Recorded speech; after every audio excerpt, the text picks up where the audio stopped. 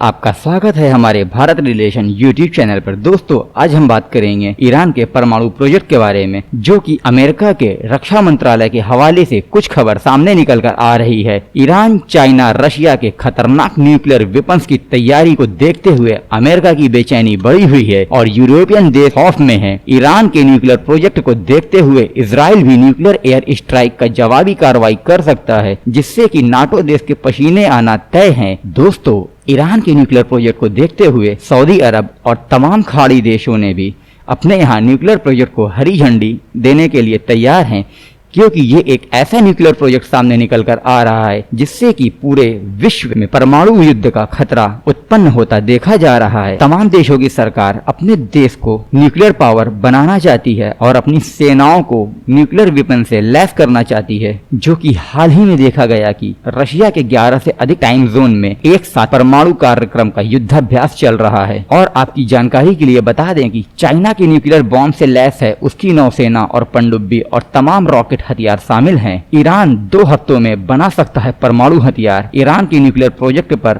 Strike कर सकता है इजराइल। सऊदी अरब भी बनाना चाहता है परमाणु हथियार। यूक्रेन युद्ध के चलते रशिया अपने पूरे देश में परमाणु का युद्धाभ्यास कर रहा है और अपनी सेना और एयरफोर्स को बहुत ही ज्यादा मॉन्स्टर लेवल तक ले जाता देखा जा रहा है, जो कि इससे पहले कभी देखा नहीं गया है। अभी बीते ही दिन 4 से 5 अक्टूबर को रशिया ने ऐसा अभ्यास किया कि जिससे नाटो देश ही नहीं पूरे यूरोपियन कॉन्टिनेंटल और उसके आसपास के तमाम देश कांप उठे हैं। रशिया और चाइना के पनडुब्बियां और हाइपरसोनिक जैसे मिसाइलों ने अमेरिका के पेंटागन डिफेंस मिनिस्ट्री की नींद उड़ा रखी है। दोस्तों, और तो और उसके आसपास के देशों की मानो नींद उड़ सी गई है। जैसा कि ईरान ने हाल ही में 5 अक्टूबर को अपनी प्रेस कॉन्फ्रेंस की मीटिंग में कहा, हम कुछ ही दिनों में न्यूक्लियर हथियार बनाकर अपनी सेना में शामिल कर सकते हैं। और अमेरिका की तमाम एजेंसियां और सैटेलाइट काफी एक्टिव हो गई हैं। ईरान के ऊपर ही नजर बनाई हुई है। ईरान की न्यूक्लियर साइटों की हाई रिजोल्यूशन इमेज को सैटेलाइट के माध्यम से पेंटागन भेजा जा रहा है। और तो और जो भी देश के पास सैटेलाइट का माध्यम है वो भी रशिया के युद्धाभ्यास को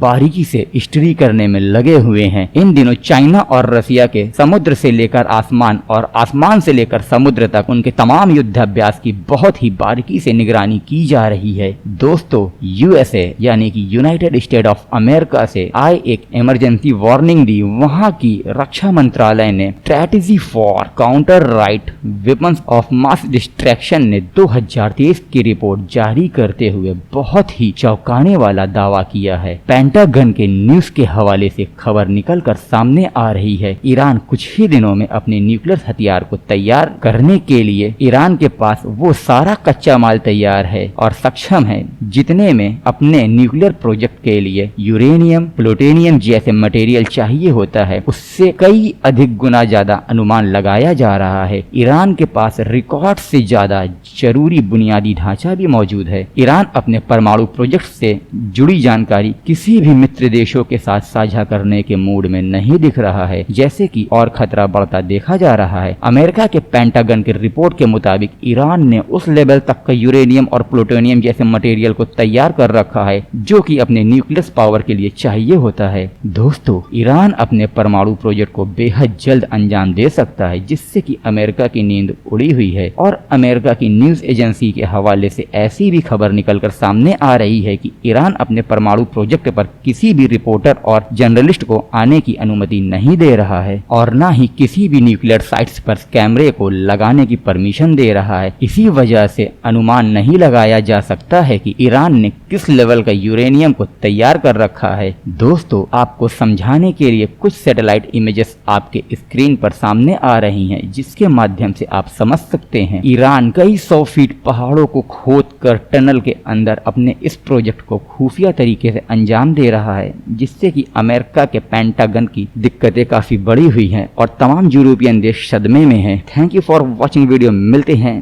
नई वीडियो में।